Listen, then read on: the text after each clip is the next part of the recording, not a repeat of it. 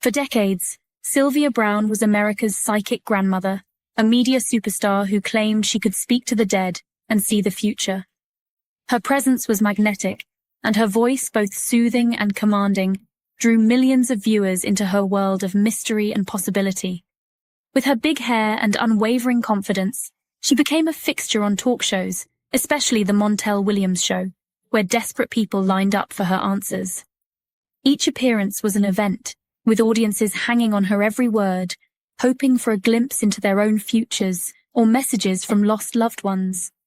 Browne claimed her psychic abilities began in childhood, giving her what she called a backstage pass to the other side. She often recounted stories of her early visions, describing how she felt different from other children, as if she was always tuned in to a hidden frequency. She delivered pronouncements on everything from lost keys to missing children, always with absolute certainty.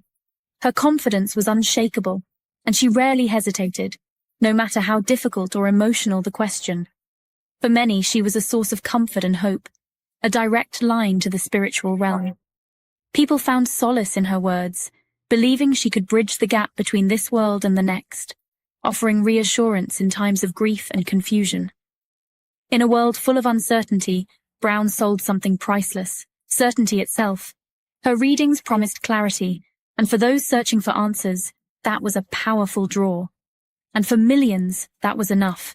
Her legacy endures, a testament to the enduring human desire for connection, meaning, and a little bit of magic in the living room.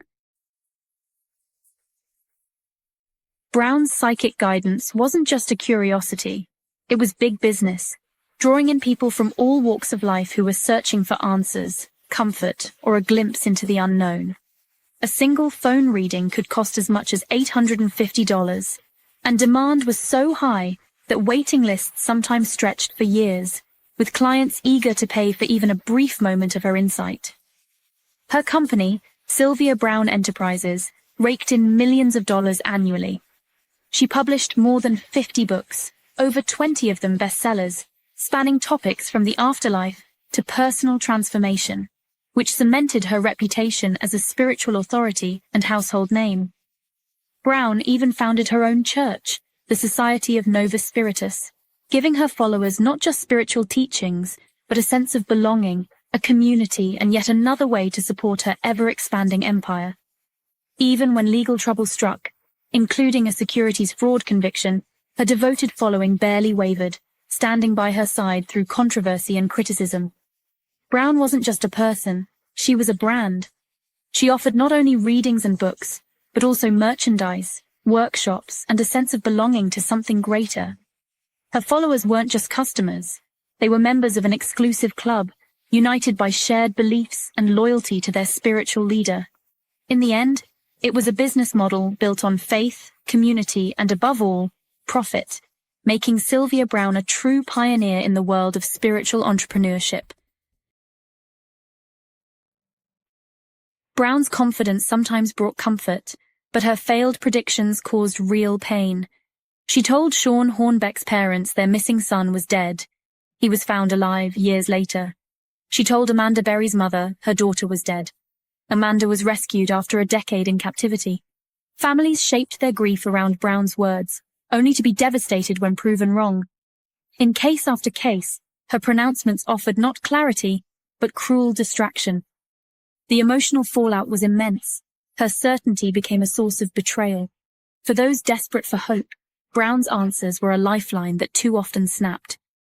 The psychic who promised closure left heartbreak in her wake.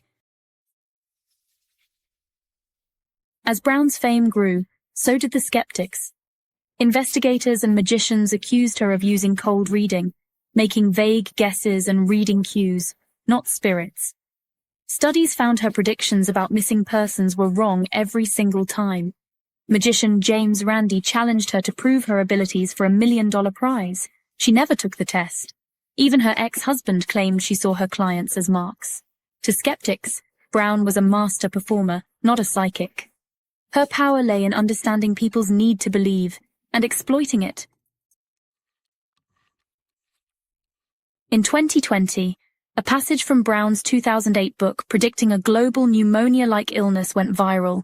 quickly spreading across social media as supposed proof of her psychic abilities.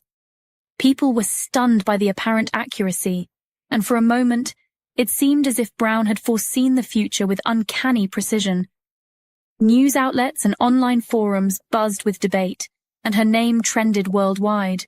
But critics and skeptics soon pointed out that she'd simply extrapolated from the recent SARS outbreak. Her prophecy was less a vision and more an educated guess, based on public fears and recent events. The so-called prediction was vague, lacking specifics, and could easily fit many scenarios. Vague predictions were her trademark, often open to interpretation and flexible enough to seem accurate in hindsight. Yet none of her forecasts was more personal than her own. She boldly claimed she'd lived to the age of 88, a detail she repeated in interviews and books. In reality, Browne died at 77, 11 years earlier than she had foretold. Her most intimate prophecy, the one about her own fate, proved to be just as unreliable as the rest. The woman who claimed to know life's deepest secrets, who offered comfort and certainty to millions, ultimately couldn't predict her own end. Her legacy is a reminder of the limits of foresight, even for those who claim to see beyond the present. Her story is a lesson in the seductive power of certainty and the real cost of believing in easy answers.